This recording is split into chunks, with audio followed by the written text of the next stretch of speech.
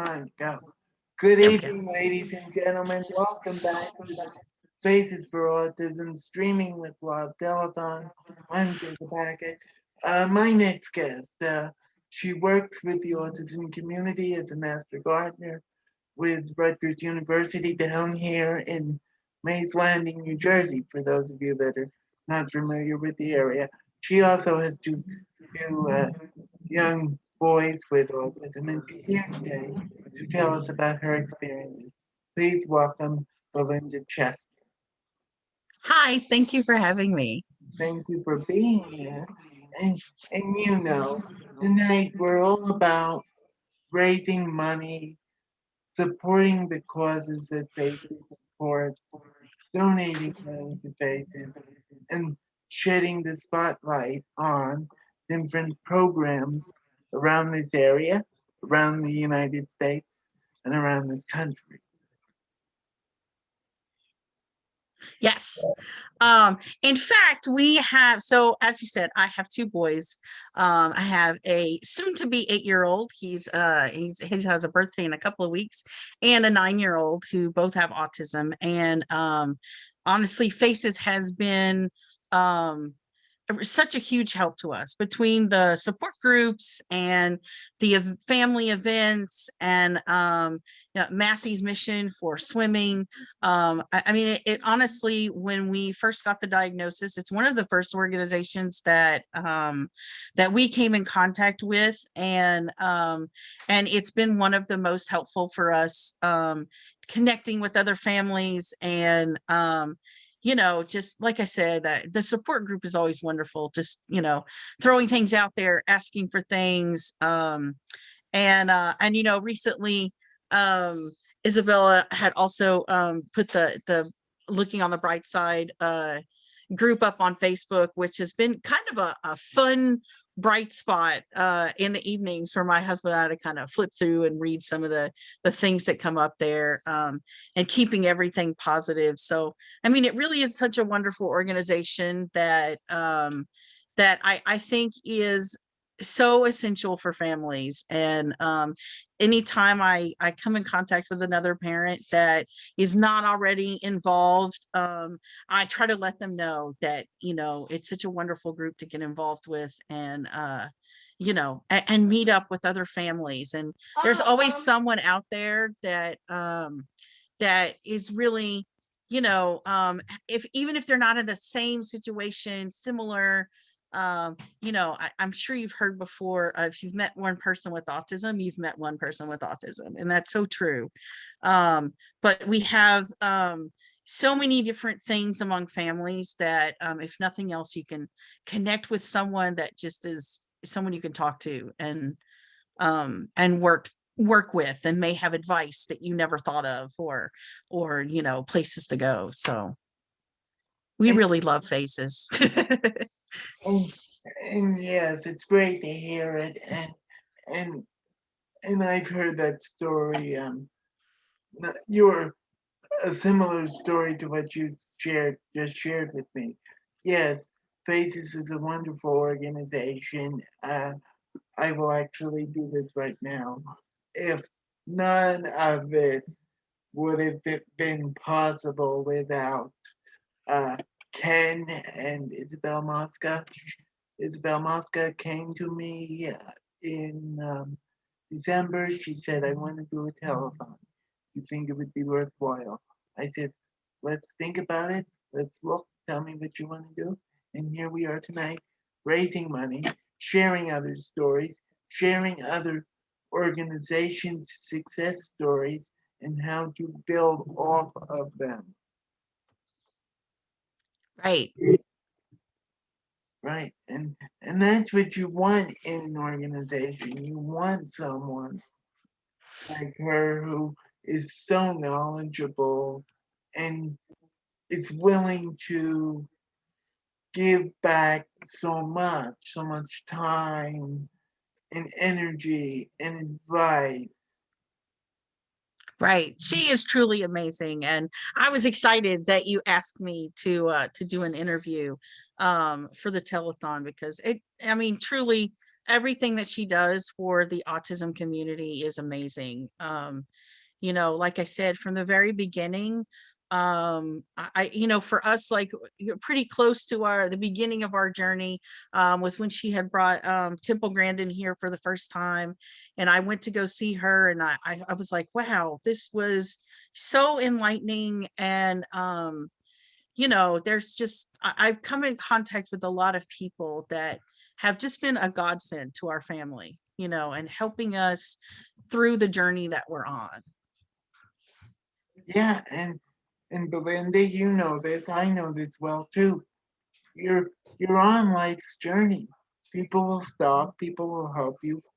We're all out there. Just ask for help, and people will help you. And tonight, we're not only focusing on Faces for Autism. Yes, it's the Faces for Autism telethon, but you heard me tell my story with the South Jersey Field of Dreams. You heard an interview with the South Jersey Field of Dreams. You heard Hoops for All in Margate. You've heard many other organizations, the horseback riding. You've heard so many other stories.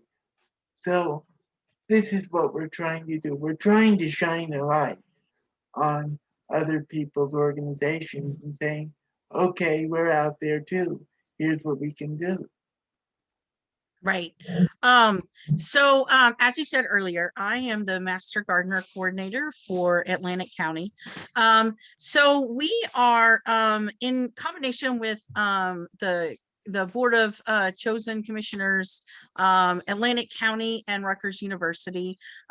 We offer, we're actually we coordinate a group of volunteers who go throughout the county, and we do some beautification projects. We work with different nonprofit groups.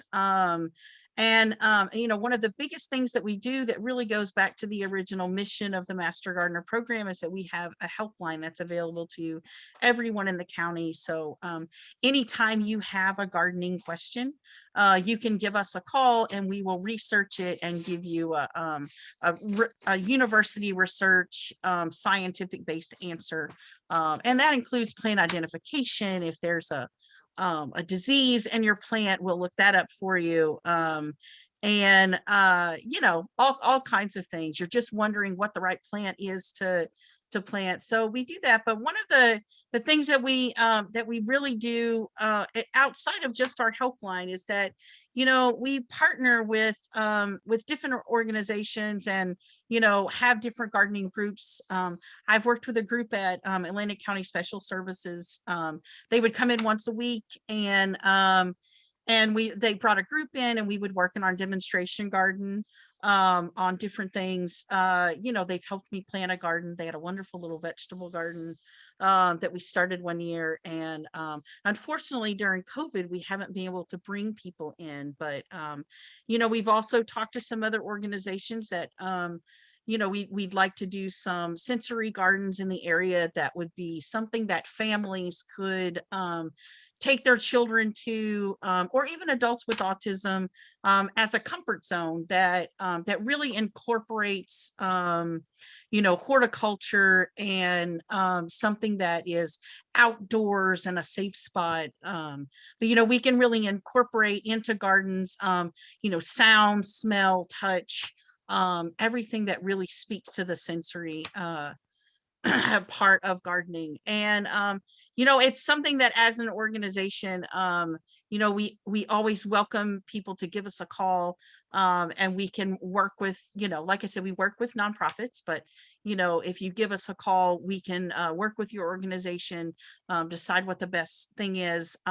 We can also just come in and do talks for organizations on what it means to create a therapeutic horticulture a program and what that entails. So we can go from just how to create a program to actually helping you plan the program and get that program off the ground. So yeah, we do a variety of things around basically consumer horticulture, and like I said, and anything related to that. And I mean, as I said in the open, uh, we're here for faces and we're here to talk about others' organizations. But Right. but those of you that have people that are watching this around the globe that do not have autism, sen- when you're when you have autism, sensory is key. Right. People need to feel, to touch, to smell, and sensory gardens. That's why they're so important because Right. And throughout the state, we've worked with different organizations to create gardens that are more accessible to those with disabilities, meaning creating gardens that are built so that the raised beds are higher up so that they're more accessible to people in wheelchairs. We've worked with, organizations that center around vets and PTSD, but so it's kind of not just in New Jersey, that's actually nationwide. And the Master Gardener program is even an international program. So it's actually all over the world there. You can see, whether or not there's one in your area.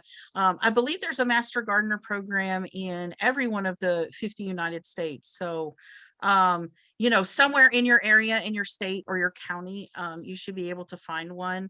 And typically they are, working with nonprofit organizations in creating gardens and creating gardens around people, especially sensory gardens, is something that our groups are really committed to doing and making things more accessible.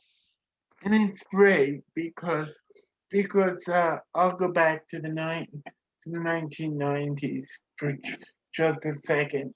That's when the ADA, or for those of you that don't know, the Americans with Disabilities Act started.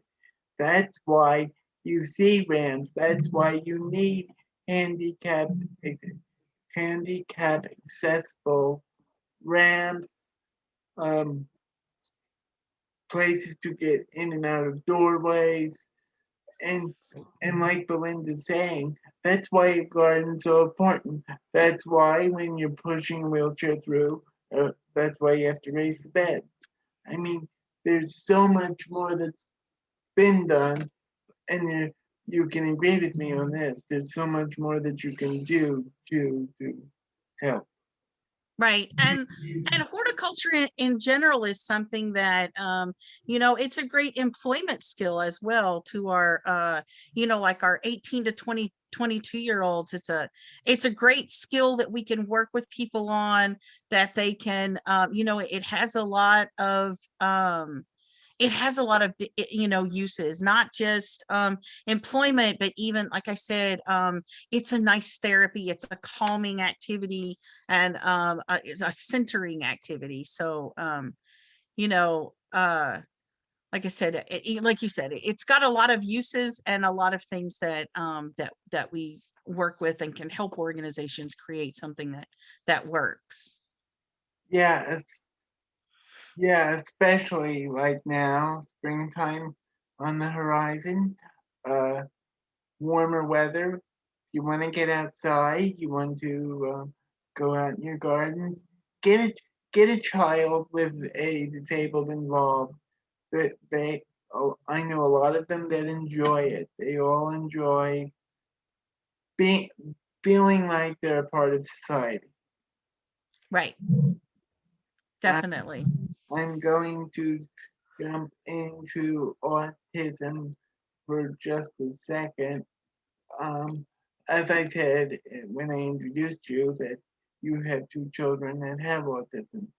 Right. If you could just give like some strategies to help at home for people like to. I know everyone is different, but just Right. what helps. What helps.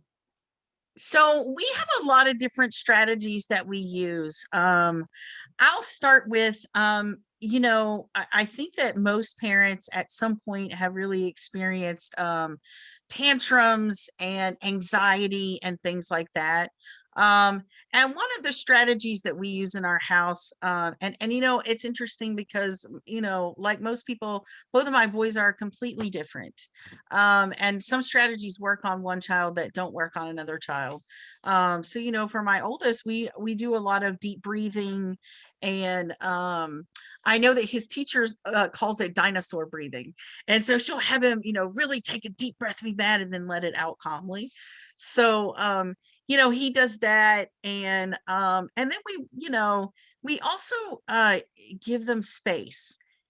Sometimes I think one thing that I've really learned, that I think is the best thing that I've learned in the past 7 years, and that is things happen on a different timeline in our house, and that used to stress me out in the very beginning. And I think as we've moved on as parents, what we've discovered is the easiest way for us to work through things in our house is just to recognize that the normal headline, which is timeline, is just not, it's not going to be in our house. And what is normal anyway? I don't ever consider my kids to be anything less than normal, but they have a different timeline that they work on. So we give them space, and we give them opportunities to work in non-judgmental whether it comes to sports or anything else, places where they can just be themselves, and they don't have to feel like they're masking anything. You know what I mean? I think that that's probably a really difficult thing to work through for people with autism, is that, always having to feel like they have to be what people consider normal. And I think it's so much less stressful when you surround yourself with people and put yourself in activities where you don't have to feel like you need to be anything other than yourself. And with our other son, sometimes deep breathing doesn't work. So I think that's where we say, okay, it doesn't work for us to get stressed out and to push for something to happen. Sometimes we're the ones that have to take a deep breath and say, okay, you know what, I'm going to give you 5 minutes, and then we'll try again. And then and that may take 2 or 3 times before we get to the point that we can move on with the activity. But I think that's probably the biggest thing that's helped us, is just learning um to calm down, to everyone in the house, take a deep breath, give people a minute to center themselves, and then move on. um I would say that's the biggest one. We have lots of strategies for different things. We have some feeding struggles, and we have different ways we handle that. And I will say that that Pam from Bacharach was such a huge help for us. And I'm not even sure if she realizes that to this day we still use strategies she gave us in feeding therapy. And and it's helped us. It took longer than I wanted it to take, because we want everything to be instant. But we get to a point where we allow people to just, if putting your mouth on something to try it is the best you can do on that day, then we take that as the win. So, and we celebrate the small wins in our house all the time.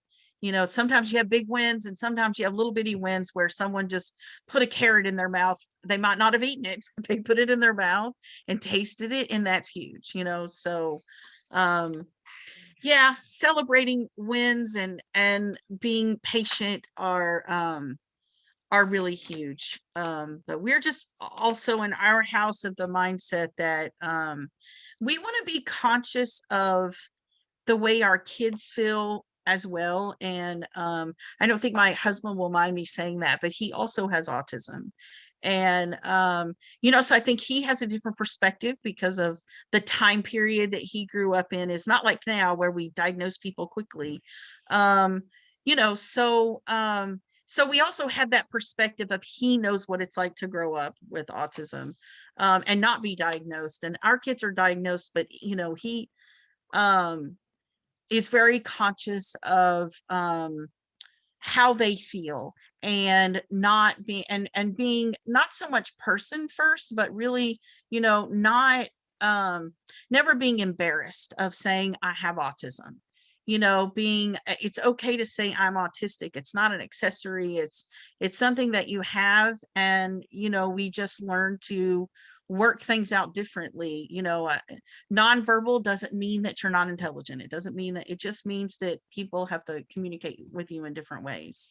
So we're very focused on that, and very focused on being conscious of what is comfortable for the kids as well. Like now that they're getting older, being online and things like that, I want them to have the choice. If they don't want to be online, or they don't want to share something with other people, then we give them that choice, where that's possible. That's more possible with my older son than it is with my younger. So that was very long-winded, but Yeah, Belinda is right. As she said in my last question, uh, small victories. Whether he tried the food for the first time, right. it's it may seem so little to us, but in an autistic family, that could be huge. Right. Right. We've had a lot of things that, 7 years later, they didn't feel possible in the beginning. And even after a year of therapy, they may not have felt possible. But learning that just because it didn't happen in a year doesn't mean it's never going to happen was a big hurdle for my husband and I as parents. But it completely changed my perspective as a person.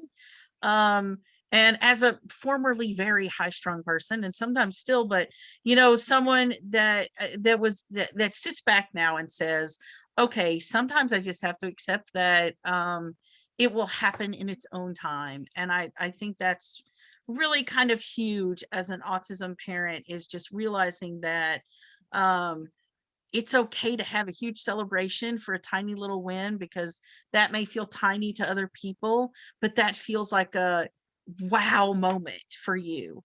And celebrate that wow. It's okay to celebrate the little wins too. And if someone else thinks it's goofy, so what? Let them think it. Yeah, yeah, and you said it. If someone thinks it's silly, so what? Everyone is different. Everyone has different struggles. Let them be who they choose to be, and that is why we are here tonight. We're we're here just as Belinda's sitting here with me, sharing her story. We're here to support one another.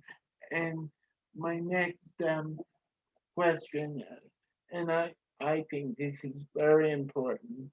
Uh, Inclusion in school districts. It's so important. Yes, I am a huge advocate for being in for inclusion in school. Um, I am I certainly see the need in some cases for there to be segregated classes. But I feel that that should be extremely limited, because I think that the biggest thing about autism, or not biggest, but one of the big things is social.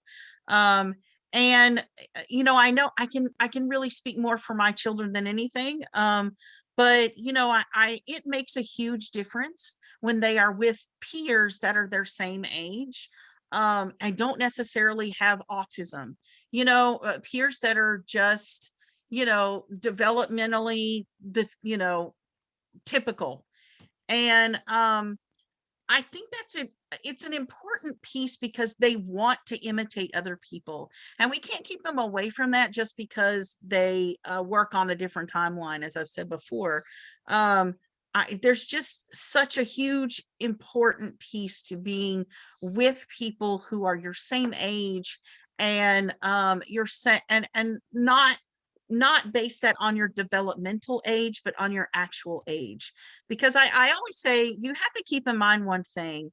Um, at some point, school ends, right? And you need to be able to be in society and be included as much as possible. And for some people, that may not be possible. they may have challenges that also require that always require for them to live at home or whatever, but they still everyone has a certain degree of independence that they need. I think it's just essential to being a person and allowing them as much independence as possible, whatever that means for that individual, um, and really being a part of a class with their other peers, and for adults, allowing them time to be with other people outside of their small groups. And I think sometimes we have a tendency to be almost overprotective. I know I do, and want to keep them in their small groups because it feels safe. But I just think inclusion in all areas is super important. And you will often see me, I know you, Jacob, see me often talk about on social media and post things about being inclusive in programming, and making sure that in schools that that's something that you talk about with your team, and emphasize that that's something you as a parent want to make sure that the maximum amount, not the minimum amount of being included with peers, but the maximum amount that you can get. So yeah, that's Yeah, yeah, you said it, Belinda, and I brought, and as you were saying, and as you were answering my question, I thought of a personal example. I went to ACIT, which is a technical high school here in Mays Landing, New Jersey, and every year I mentioned South Jersey Field of Dreams several times over the broadcast tonight. The ACIT baseball team would come out, still do, I shouldn't say, still come out every year, and they volunteer and they give back. And for those reasons, still to this day, I think I'm still friends with them because they enjoy coming out to the field so much, and they right. learn so much, and they were able to grasp the fact that, okay, he may be a little different from me, but we can still get things done. Right, recognizing that we all get something from each other, so, and I think that's another piece that's important. As much as you know uh, people who have autism need to be exposed to people who are typically developing, I think the same is true the other direction, because I don't think inclusion can truly happen if you don't allow for the same on both sides. You know what I mean? So people, typically developing children and young adults and even adults, also need that exposure for more than anything, for understanding, and developing empathy for other people, and um I always hate to focus on, neurotypical and typical, but neurotypical has a lot of definitions, and um, really making sure that both groups learn from each other, I think from a very early age, is important. um, I'm in the early ages right now. My kids are, like I said, almost 8 and 9. um, but we also know a lot of families who have young adults and even children, people who have transitioned into adulthood. And I just think it's always the case that including people in events and including people in activities um, that are both typical and neurotypical are it's not a one-sided learning process. It's a two-sided learning process. Everybody can learn from each other. And I think it truly has the potential to change how the world works, because you see people in a different way when you interact with them more often.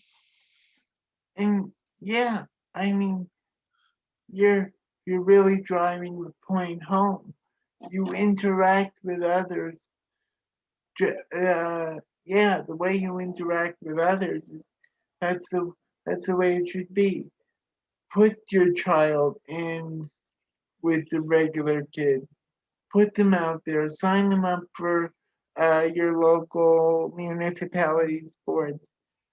Just because, and I've said this several times tonight too, just because your child has autism, this does not mean that he or she can can or cannot be a valuable member of society.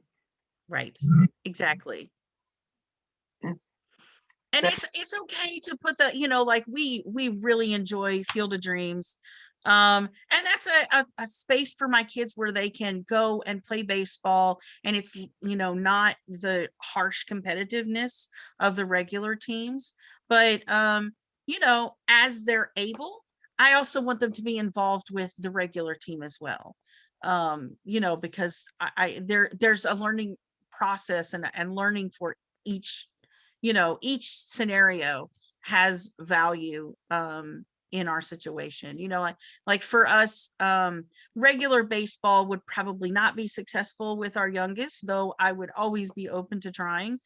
With my oldest, I think there would be a point that it would be, and if anything, it puts him in a situation where he has that opportunity to make friends and have interaction with people who are typically developing. It's such an awkward way to put it, but but he's made his friends at Field of Dreams, and he loves going there, and that's a place where he feels successful all the time, and and it's always exciting to see the smile on his face. So I like to see it go both ways. You have that safe space, and then you have the space where people interact on all levels. And it's so wonderful, the teams and the people who come out and help with Field of Dreams as well. um yeah, and I mean, kudos. I don't know if this person is watching, but I will give this person a shout out. Kudos to our volunteer director, Mr. Ryan Flick, who also works at Galloway Township Public Schools, who does a right. tremendous job. I am one of his assistants uh, with putting the teams together who comes on a daily basis. Um, you know, as I said in my Field of Dreams interview tonight, one on one with Nick Pittman, we don't do it because we have to. We do it because we want to. Right. So, so you've heard Belinda's story. Donate, my friends. The numbers scrolling down the bottom of the screen. Please donate. Faces need your support. The families need your support. I'm going to say it again. I just said it, and I'm going to say it again. We can't do what we do as organizations if you don't donate. We can't have as six faces can't have as successful programs as they do if you don't donate. We need your help today, now more than ever. Please donate. The number scrolling down the bottom of the screen. Uh, Venmo at faces the number four autism. You can donate on the website www.faces number four again autism.org. Facebook, Twitter, there. I'm sorry, Instagram, not Twitter. Uh, there's a, I believe there's a little donate button on the side while this is streaming. Please feel free to donate there. Please donate. Uh, as I said, faces need your help. They can't do what they do for all of us 12 months of the year. Isabel Mosca, she does a tremendous job. She can't do it without all of us. So please donate. And if you don't mind, I just like to tell one more story of how it has helped us. Um, my kids had started out through Massey's mission with swim lessons, which is through Faces for Autism. We had a scholarship through Faces for Autism and Massey's mission, and we took them to swim lessons at Brigantine Aquatic Center. And they've come from being very scared of the water to you know my one son is on the Special Olympics team through Brigantine Greenheads, and then my youngest son, and this is the story I want to tell, and how important the programs are that Faces sponsors, and specifically for us, Massey's mission. This summer we had an instance of my youngest son has a tendency to wander, and he got out of the house, and before we found him, he had gone across the street and jumped into the pool. And thankfully at the time, there was a lifeguard on duty, but I mean, he doesn't communicate verbally as well as we would hope. And they had a difficult time getting him to come to get out of the pool. And also, they didn't know him, and so it was an awkward situation. But and thank God they were there. But the biggest thing was he was able to stay afloat and swim to the side on his own. And when we first started with Brigantine, he would not have been able to do that. He probably, because he jumped in the deep end, so he probably would have sunk to the bottom, and it really could have been a tragic situation. And without the help of Faces and Massey's mission, like I said, that really could have been a very tragic situation for us. And we are so thankful for everything that Brigantine has done for us, and for the scholarships that helped us out when we really needed to get both kids in there. And I think it's really a story that brings home some of the amazing work and the profound impact that the programs that Faces sponsors has on children with autism. Like I said, I shudder to think what would have happened if we hadn't have been able to get him swim lessons early on, and he wasn't at a point that he could get to the side of the pool and to safety. And you never know, it's very common that children get out of the house, and you hope that you'll know the second they get out, but sometimes you don't. And one other program that I know that Faces is connected with, this project, oh gosh, what is the name of it? I'm losing the name at this moment. But through the sheriff's office, there is a project that you can get involved with, that they put a sensor on the ankle or the wrist, whatever is most comfortable for the person. Project Lifesaver. And also, there are scholarships that are, I believe, funded by Faces for Autism. Again, that's been something that thankfully we haven't needed to call the sheriff's office to find either one of my sons at any point. But it is a load off of our mind to know that if they did get out and we couldn't find them, that the sheriff's office has a way to find them that does not require a GPS signal. It's actually through the machine that they use, and it's not a GPS signal. It's just one that can find them if they're within, I believe it's 1,500 feet.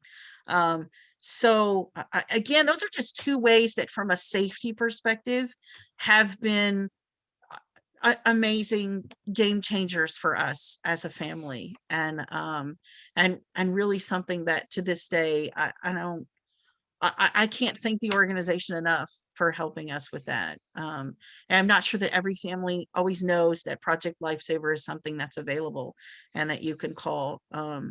But Faces helped us there. They helped us with swim lessons through Brigantine, and they've been big safety godsends for us. I mean, yeah, I don't want to cry, but the swimming thing was really, it was scary. It was scary, but we were so thankful that he was able to, get out of the pool safely, and it didn't turn into a tragedy. Yeah, I thank you for sharing that, Belinda, because not, I mean, so now the parents know that are watching this across the country, God forbid something like that does happen. Now you now you know what to do. There Right, are I am almost positive that there are projects just like that across the country. Everybody probably right. has some form of that, and I mean, yes, the swimming story you shared with us is scary because he could have Because turned. children with autism are attracted to water. It's just it's a well-known fact that they are attracted to water, and it's just very important that we make sure that we can get as many children as possible swim lessons to reduce the possibility that something like that ends tragically. Yeah, you said it. I mean, nobody wants to face a, face a tragedy. Nobody wants to face the loss of a loved one. If your child is able to swim, get them in swim lessons. You just heard two personal stories from Belinda. If your child can swim, do anything like that, it could save a life. Uh, whether your child has autism or not. So save a life. And she mentioned the sheriff's office. I will also say a big thank you because a lot of that would not be done without him.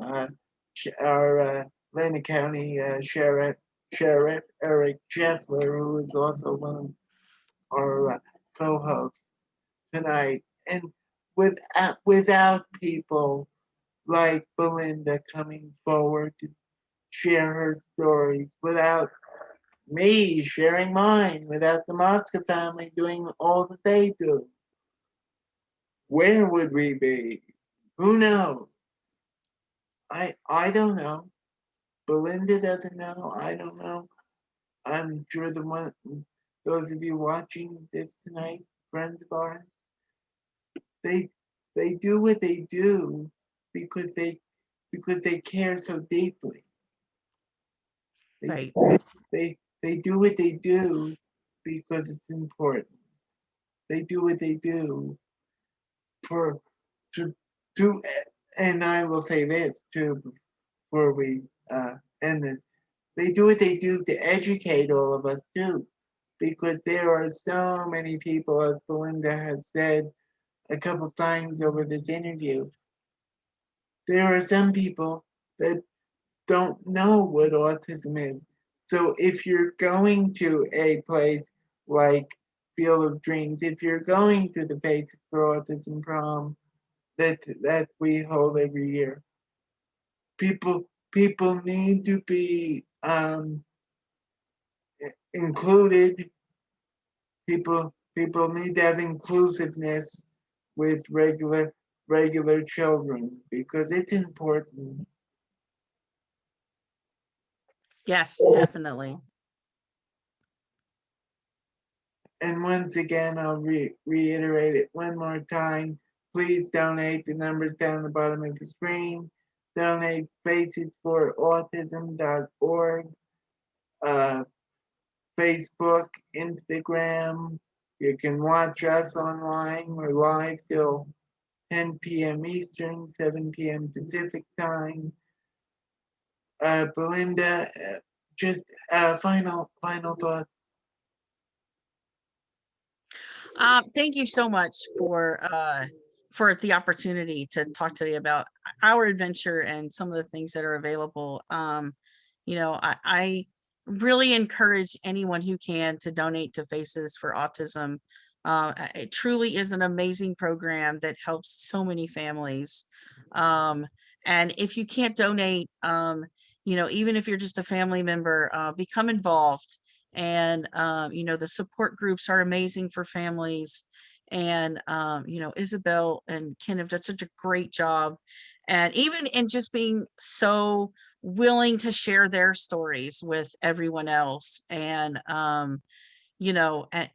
and offer people the opportunities to share their story and come together. So it really is, there's so many ways they've helped us, like I said, from a safety perspective, just from a family belonging perspective, and um, you know, truly a great organization. And I am so thankful every day that we found them early on in our journey, and connected with them, and found so many opportunities to share.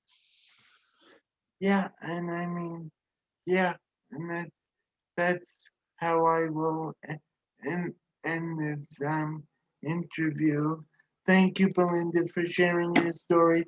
If if you would like more information on Massey's mission, go to www.brigantineaquaticcenter.com or dial 609-226 the word swim, which is SWIM.